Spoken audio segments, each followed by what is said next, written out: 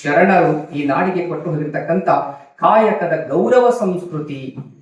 ಪ್ರಸ್ತುತ ದಿನಮಾನ 21ನೇ ಶತಮಾನದ ಎಂಡಿಗಿದು ನಾವು. ಅದು 12ನೇ ಶತಮಾನ.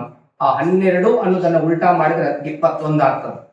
ಇಷ್ಟು 1200 ವರ್ಷಗಳ ಹಿಂದಿನ ಒಂದು ಕಾಯಕ ತತ್ವ ಸಿದ್ಧಾಂತಗಳು ಹೇಗಿತ್ತು, ಇವತ್ತು ನಾವು ಯಾವ ರೀತಿ ಕಾಯಕವನ್ನು ಮಾಡಾಕತ್ತೀವಿ, ಈ ಎರಡನ್ನು ಟ್ಯಾಲಿ ಮಾಡಿ. ನನ್ನ ಭಾಷಣ ಯಾವಾಗ್ಲೂ ಇರ್ತಾರೆ ವಾಸ್ತವದ ಪ್ರಜ್ಞೆ ಮೇಲೆ ಇರ್ತದೆ.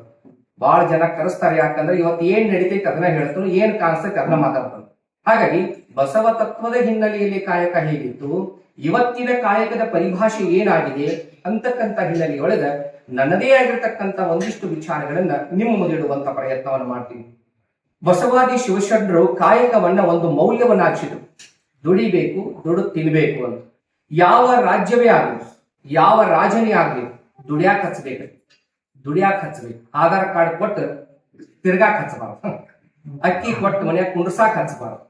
ರಾಜ ಸತ್ಯಗಳಾಗಲಿ, ಪ್ರಜಾಪ್ರಭುತ್ವವೇ ಆಗಲಿ, ಯಾವ ರಾಜನ ಆಸ್ಥಾನದಲ್ಲಿ ಅಥವಾ ಯಾವ ರಾಜಕೀಯ ವ್ಯವಸ್ಥೆಯಲ್ಲಿ ಜನರು ಹೆಚ್ಚು ದುಡಿತಾರೋ ಆ ದೇಶಗಳು, ಆ ರಾಜ್ಯಗಳು ಮುಂದೆ ಬಂದ ಉದಾಹರಣೆಗಳು. ಎಲ್ಲಿ ಜನ ಮೈಗಳಾಕ್ತಾರೋ, ಎಲ್ಲಿ ಆಲಸಿಗಳಾಕ್ತಾರೋ, ಎಲ್ಲಿ ಕುಂತು ತಿನ್ನಾಕ ಶುರು ಮಾಡ್ತಾರೋ ಆ ರಾಜ್ಯಗಳು ಕೆಲವೇ ದಿನಗಳಲ್ಲಿ ಅಳೆದು ಹೋಗ್ತಾವ. ಅದಕ್ಕೆ ಸಾಕಷ್ಟು ಇತಿಹಾಸವೇ ನಮಗೆ ಪುರಾವೆ ಮತ್ತು ಆಧಾರಗಳನ್ನ ಒದಗಿಸ್ತೈತಿ.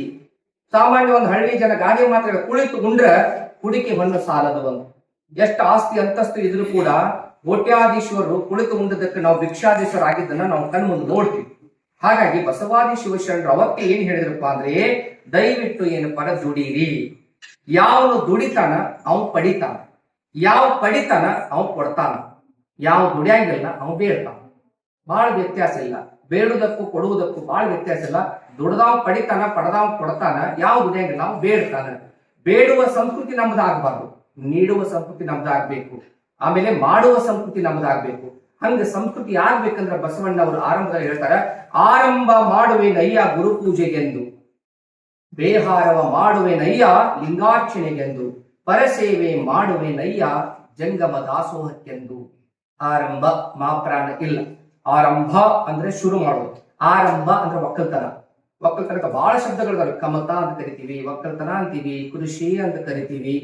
ಇವೆಲ್ಲ ಶಬ್ದಗಳ ಹಿನ್ನೆಲೆಯೊಳಗ ನಾ ಆರಂಭ ಮಾಡಕತ್ತೀನಿ ಒಕ್ಕಲತನ. ಬಸವಣ್ಣವ್ರು ಹೇಳ್ತಾರೆ ಒಕ್ಕಲತನವನ್ನ ಆರಂಭ ಮಾಡ್ಬೇಕು. ಎದಕ್ಕಾಗಿ? ಗುರು ಪೂಜೆಗೆಂದು.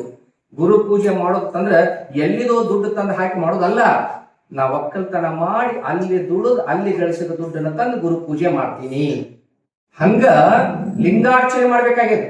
ಲಿಂಗಾರ್ಚನೆ ಖರ್ಚು ವೆಚ್ಚಗಳನ್ನ ಎದರಿಂದ ನಿಭಾಯಿಸ್ತೀನಿಪ್ಪ ಅಂದ್ರೆ ನಾನು ಬೇಹಾರ ಅಂದ್ರೆ ವ್ಯವಹಾರ ಅಂದ್ರೆ ಉದ್ಯೋಗ ಮಾಡಿ ಏನಪ್ಪಾ ಅಂದ್ರೆ ನಾ ಗುರು ಪೂಜೆ ಮಾಡ್ತೀನಿ. ಪರಸೇವೆ, ಮತ್ತೊಬ್ಬರ ಸೇವೆಯನ್ನು ಮಾಡ್ಬೇಕು. ಆದ್ರೆ ಹೆಂಗಪ್ಪ ಅಂದ್ರೆ ಅದನ್ನು ಮತ್ತೊಬ್ಬರ ಸೇವೆ ಮಾಡಿ ಅದರಿಂದ ಬಂದಂತ ನನಗೆ ಸಿಕ್ಕಂತ ಪ್ರತಿಫಲವನ್ನ ಬಳಸಿಕೊಂಡು ನಾನು ಏನ್ ಮಾಡ್ತೀನಿ, ಜಂಗಮ ದಾಸೋಹಕ್ಕ ಅರ್ಪಣೆ ಮಾಡ್ತೀನಿ. ಯಾರ್ದೋ ದುಡ್ಡಿನಾಗ ಎಲ್ಲ ಮುಂಜಾತ್ರೆ ಮಾಡೋದಲ್ಲ. ಬಹಳ ಮಂದಿ ನೋಡಿ ನಾವು ಬಹಳ ದಾನ ಕೊಡ್ತಾರೆ. ಎಲ್ಲಿಂದ ತಂದಿರ್ತಾರೆ? ಅನ್ಯ ಮಾರ್ಗದಿಂದ ಗಳಿಸಿರ್ತಾರೆ. ಪಾಪಿಯ ದುಡ್ಡು ಪ್ರಾಯಶ್ಚಿತ್ತಕ್ಕಲ್ಲದೆ ಸತ್ಪಾತ್ರಕ್ಕೆ ಸಲ್ಲುವುದಯ್ಯ. ಪಾಪಿ ಎಲ್ಲಿದೋ ತನ್ನ ಪಾಪಗಳನ್ನ ಕಡಿಮೆ ಮಾಡ್ಕೊಳ್ಳಾಕ ದಾನ ಕೊಡುವುದಲ್ಲ. ನಾನು ಗುರುಲಿಂಗ ಜಂಗಮ ದಾಸೋಹಗಳನ್ನು ಮಾಡುವಾಗ ನಾನು ದುಡಿದು ಬೆವರ ಸುರಿಸಿ ಅದನ್ನ ಏನಪ್ಪಾ ಅಂದ್ರೆ ನಾನು ಇನ್ನೊಬ್ಬರಿಗೆ ಏನಪ್ಪಾ ಅಂದ್ರೆ ಹಂಚುತ್ತೀನಿ. ಹೊರತಾಗಿ ನಾನು ಎಲ್ಲಿಂದನೂ ಯಾರಿಂದನೂ ತೆಗೆದುಕೊಂಡು ಲಿಂಗ ಪೂಜೆಯನ್ನಾಗ್ಲಿ ದಾಸೋಹನವಾಗಿ ನಾನು ಮಾಡೋದಿಲ್ಲ ಅಂತಕ್ಕಂಥ ಮಾತು ಹೇಳ್ತಾರೆ. ಸಿದ್ದೇಶ್ವರ ಅಪ್ಪಾಜಿ ಅವರು ಯಾವಾಗ ಒಂದು ಮಾತು ಹೇಳ್ತಿದ್ರು, ಏನಂದ್ರೆ ನಾನು ಉಣ್ಣುವ ಅನ್ನ ನನ್ನ ಬೆವರ ಹನಿಗಳಲ್ಲಿ ಬೆಂದಿರಬೇಕೆ ಹೊರತು ಮತ್ತೊಬ್ಬರ ಕಣ್ಣೀರಿನಲ್ಲಿ ಬೆಂದಿರಬಾರದು ಅಂತ. ದುಡಿಕೆ ಅನ್ನೋದು ಹೇಗಿರ್ಬೇಕಂದ್ರೆ, ನಾನು ತಿಂತಕ್ಕಂಥ ಅನ್ನ ನನ್ನ ಬೆವರ ಹನಿ ಅಂದ್ರೆ ನನ್ನ ಪರಿಶ್ರಮ, ನನ್ನ ದುಡಿಕೆ ಒಳಗಡೆ ಬೆಂದಿರ್ಬೇಕು ಹೊರತಾಗಿ ಇನ್ನೊಬ್ಬರನ್ನು ಬಡದ ತಂದು ಕೊಂದು ತಂದು ಆ ದುಡ್ಡಿನ್ಯಾಗ ನನ್ನ ಅನ್ನ ಬೇಯಿಸ್ಕೊಳ್ಳೋದು ಜೀವನ ಅಲ್ಲ ಅಂತಕ್ಕಂಥದ್ದು. ಅಂತಹ ವಿಚಾರಗಳನ್ನೇ ಬಸವಾದಿ ಶಿವಶರಣರು ಹೇಳ್ತಾ ಹೋಗ್ತಾರ. ನೀ ಕೊಟ್ಟ ಭೋಗವ ಅಥವಾ ನೀ ಕೊಟ್ಟ ದ್ರವ್ಯವ ನಿಮಗಲ್ಲದೆ. ನೋಡಿ, ನಿಸರ್ಗದಿಂದ ನಾವೇನು ಪಡ್ಕೊಂಡಿವಿ ವಾಪಸ್ ನಿಸರ್ಗ ಕೊಡ್ಬೇಕು. ಏನು ಪಡ್ಕೋತೀವಿ ಅದನ್ನ ಕೊಡ್ಬೇಕು. ಎಲ್ಲ ಇಲ್ಲೇ ಬರುವಾಗ ಏನು ತಂದಿಲ್ಲ, ಹೋಗುವಾಗ ಏನು ಒಯ್ಯೋದಿಲ್ಲ. ಆದ್ರೆ ಇಲ್ಲಿ ಏನು ಪಡ್ಕೊಂಡಿರ್ತೀವಿ ಅದ್ರಾಗ ಒಂದಿಷ್ಟು ಕೊಟ್ಟು ಹೋಗ್ಬೇಕು. ಅದಕ್ಕೆ ನಿಮ್ಮ ಸ್ವಾಮಿಗೆ ಸಲ್ಲಿಸುವೇನಯ್ಯ ಅಂತ ಹೇಳ್ತಾರೆ. ನಿಮ್ಮ ಸೇವೆಗೆ ನಾನು ಯಾವಾಗಲೂ ಚಿರಋಣಿಯಾಗಿ ಮುಡುಪಾಗಿರ್ತೀನಿ. ನಿಮ್ಮ ಸೇವೆ ಮಾಡೋದ್ರಲ್ಲಿ ನಿಮ್ಮ ಜೀವನವನ್ನ ಸವಿಸ್ತೀನಿ ಅಂತಕ್ಕಂಥ ಮಾತು. ಇನ್ನು ಬಹಳಷ್ಟು ಪದಗಳು ಬರ್ತಾವ ಕಾಯಕ, ತಾವೆಲ್ಲ ಕೇಳಿ. ದಗದ ಅಂತಾರೆ, ದಂಧೆ ಅಂತ ಕರೀತಾರೆ, ಕೆಲಸ ಅಂತ ಕರಿತೀವಿ, ಉದ್ಯೋಗ ಅಂತ ಕರಿತೀವಿ, ವೃತ್ತಿ ಅಂತ ಕರಿತೀವಿ. ಇವೆಲ್ಲ ಪದಗಳನ್ನ ಒಂದೊಂದು ತಕಡಿಯಾಗಿ ಹಾಕಿ ಬರೀ ಕಾಯಕ ಅನ್ನೋ ಒಂದು ಪದ ಒಂದೊಂದು ತಕಡೆ ಹಾಕಿದ್ರೆ ಇದು ಮ್ಯಾಲ ಹೋಗ್ತೈತಿ. ಈ ಪದ ಏನಪ್ಪಾ ಅಂದ್ರೆ ಕೆಳಗೆ ಬರುತ್ತೆ. ಅಷ್ಟು ವೇಟೇಜ್ ಇರ್ತಕ್ಕಂಥ ಪದ.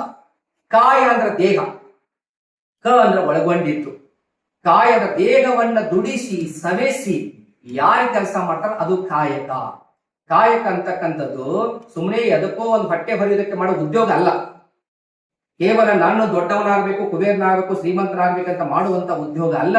ಅದು ದೇಹವನ್ನ ಬಳಲಿಸಿ ಸಮಾಜ ಸೇವೆಗೆ ಏನಪ್ಪಾ ಅಂದ್ರೆ ನನ್ನ ಒಂದಷ್ಟು ತ್ಯಾಗ, ನನ್ನ ಒಂದಿಷ್ಟು ಪರಿಶ್ರಮ ಇರಲಿ ಅಂತಕ್ಕಂಥ ಉದ್ದೇಶದಿಂದ ಯಾರು ಕೆಲಸವನ್ನ ಮಾಡ್ತಾರಲ್ಲ ಆ ಕೆಲಸಕ್ಕೆ ನಾವೇನ್ ಕರಿತೀವಿ ಕಾಯಕ ಅಂತ ಕರಿತೀವಿ.